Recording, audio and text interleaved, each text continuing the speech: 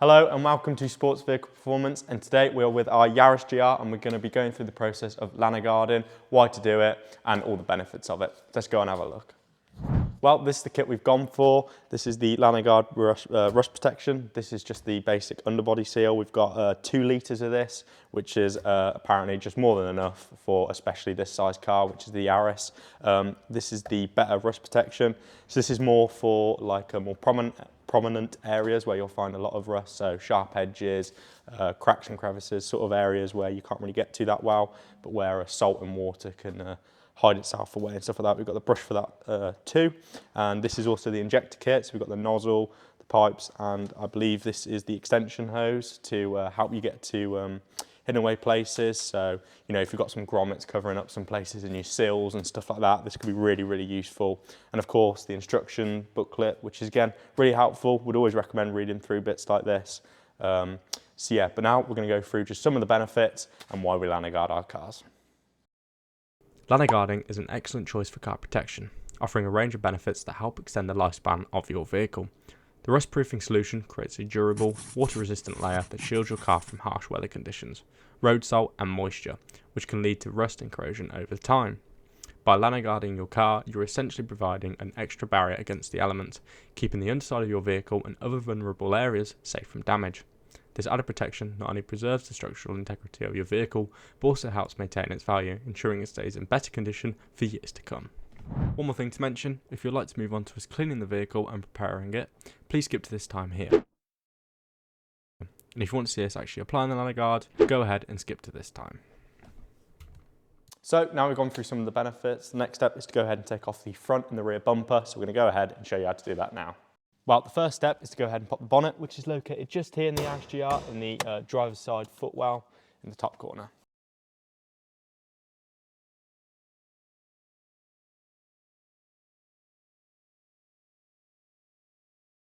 Well, now the bonnet's up, we can go ahead and remove the top section of the bumper. So there's 2 retaining clips here and there's one on the other side just here. After those are done, there's another 2 10mm, so there's one here and there's one just the other side. With that done, that should be the top bit of the bumper off.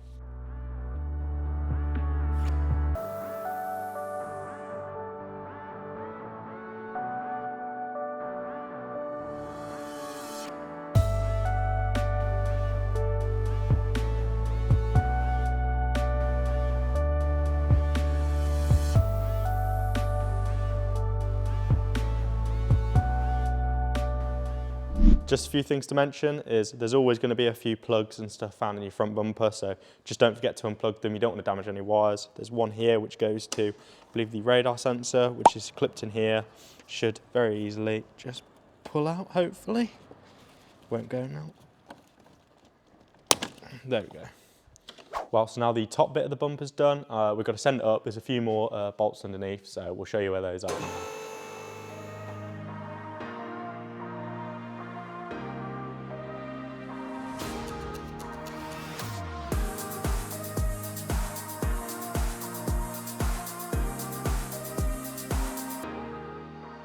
So now we're underneath, we've got 10 10mm bolts, funny enough, to remove. There's 3 in this corner here, so there's 1 right in the front, 2, 3 around the outside, only the bits on the white bit of the bumper, as you can see, not these 2 here. These go onto part of the under tray, and then there's 4 in the front, so there's 1, 2, 3, 4, and then the same 3 bolts on the outer bit as well, so we'll remove them.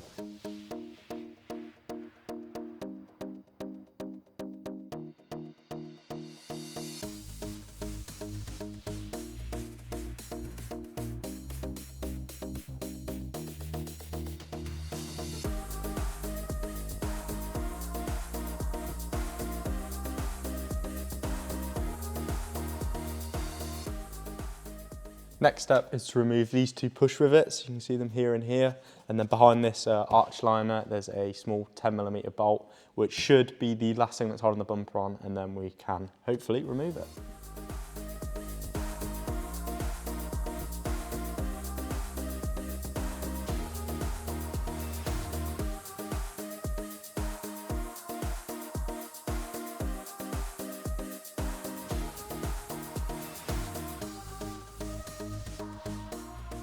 Well, as you can see, these are a lot of fun to remove. Can cause a lot of damage if not using the correct tool, so I would always recommend a plastic trim tool, just something quite easily and you won't damage your bodywork, hopefully. And up here, we've got the 10mm bolt. Up on the top, it's actually a screw, so this is the last thing to remove, and hopefully the bumper should come off.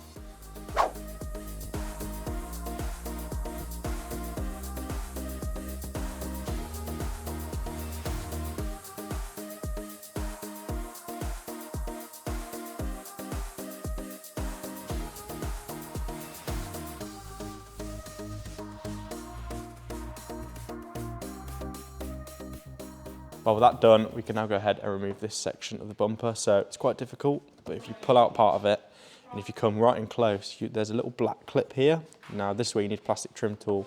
What you're gonna do is try and get in without getting too close to your paint. Basically just try and flick it up. And as you can see, it's gone, that's that one gone. And there's one further down this side. And again, same thing. Not the easiest, but there we go, bumper's off.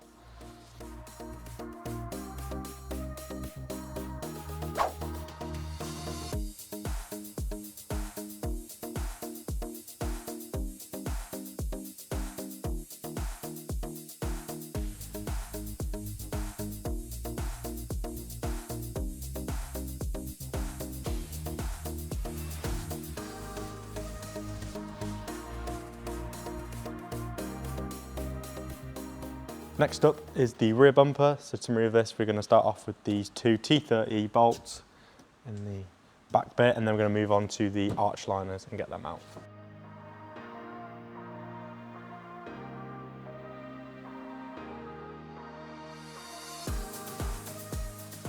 So with the arch liner, all we've really got to remove is this like mud flat bit here. So up here you've got almost like a hand nut. It's a plastic little nut which you can turn by hand. Should be pretty easy. And then once you've done that, it's removed. You've got a clip here which you should be able to remove with your plastic trim tool. Well, next up we've got two more clips underneath here. So you've got the one here, both of these just behind the exhaust, which would quite simply come out with your plastic trim tool.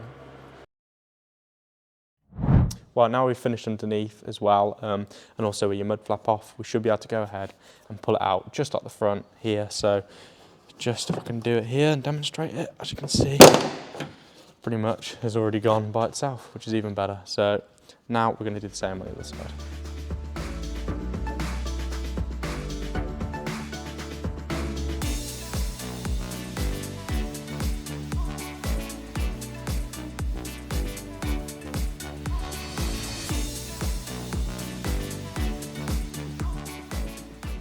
Well, as you can see, the rear bumper is now off the vehicle, so it now means basically we have access to all these areas which were all usually before covered up by the rear bumper, same with the front as well.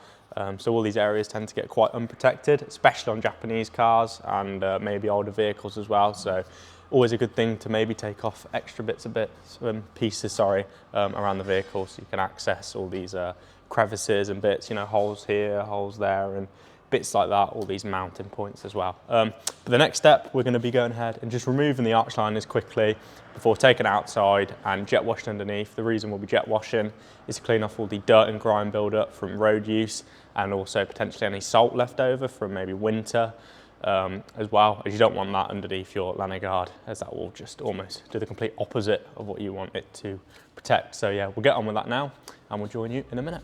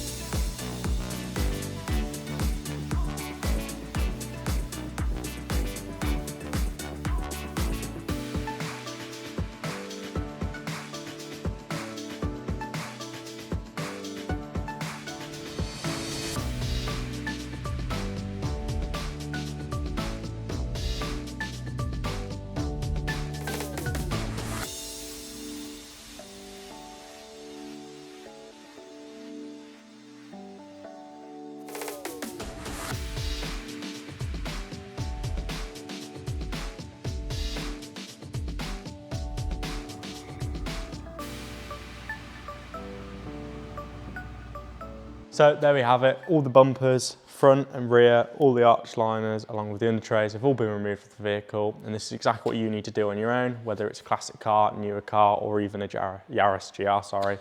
This is exactly what you need to do. You just need to access all the places that you want to Lanoguard, such as bare metal, basically, and all maybe points of rust and common places known to corrode and bits like that. So yeah, next step is to go ahead and clean these areas. So we are going to take this outside now and get our jet wash and clean underneath, try and get as much dirt and grime off underneath that we can. This is to prevent it coming back in the future and basically making all the Lanoguard pointless. So yeah, we're going to get on with that now.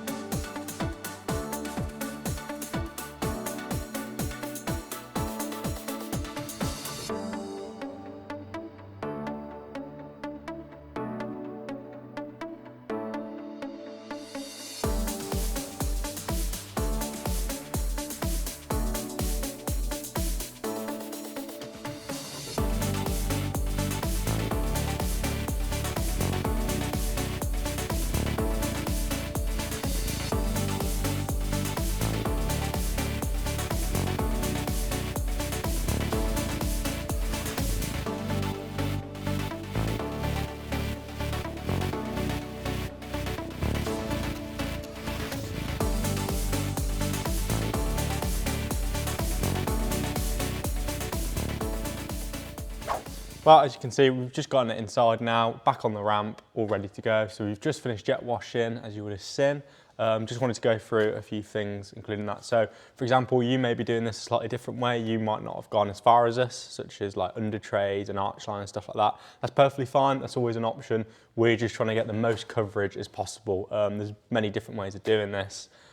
So there's small amounts of coverage. For example, you might have a 4x4 and just be doing it on your drive, or you might have a classic car in which you want to get it up on axle stands, or especially on something that's Japanese, you'll notice that there isn't a lot of, underseal or something in these cars because they're from Japan and there's not a lot of salt on the roads and they don't tend to corrode as badly until they come over here to like England and a few other countries like that. So yeah, so there's a few different ways of doing it, but we're just doing it this way to get the most coverage on the car. But anyway, the next step is to get the wheels off and basically go over it with a few cloths, just try and make sure we get as much dirt as physically possible off the underside of the car, including the arches and of course underneath. And then hopefully we can get started with setting up the Lanoguard and start doing that.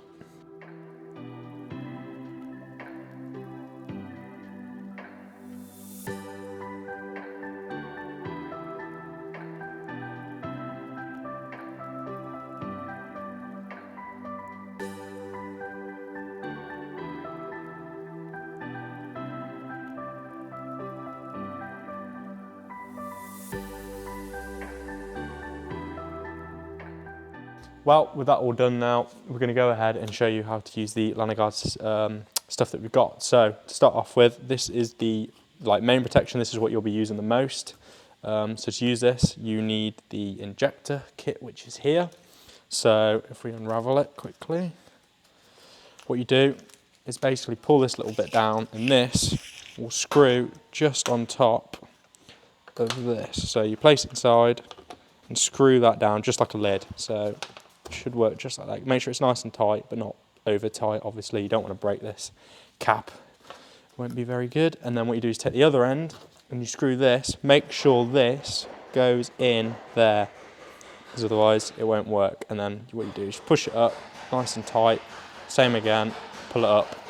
Now you will have to pressurize this, which means as soon as you spray it, it won't just come out straight away. You'll have to build up some pressure. There is a few ways to do this, just to try and get it to come down, and eventually it might come through. But obviously this stuff can also be quite thick, so it can definitely take some time. But anyway, this is also the much stronger hardcore rust protection. So as you can see, it's in a bowl of water. It's actually boiling water.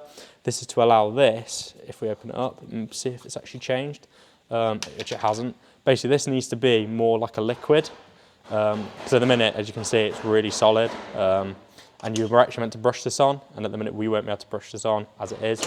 And what you do with this is you put this on the known areas to rust. So for example, on this car, the sills are a big one, bits like that, any sort of holes and, main places known to corrode, and that's where we're going to start, is by putting on the better rust protection. So we've got to wait for this to basically go more liquidy, and then once that's done that, we'll brush it on, and then we'll move on to putting on the main Lanoguard.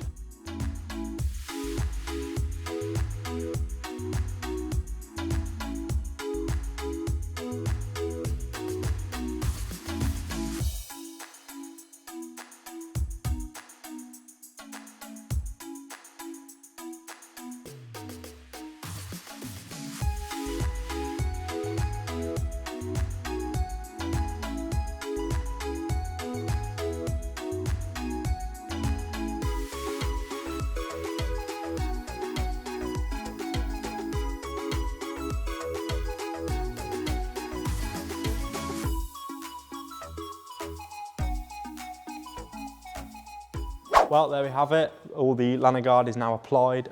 We're going to go ahead and leave it like this for 24 to 48 hours. That's what it recommends, so that's what I'd suggest. So that's what we're going to leave it in, this sort of shape condition. If you're doing this yourself at home, you can go ahead and refit panels and stuff.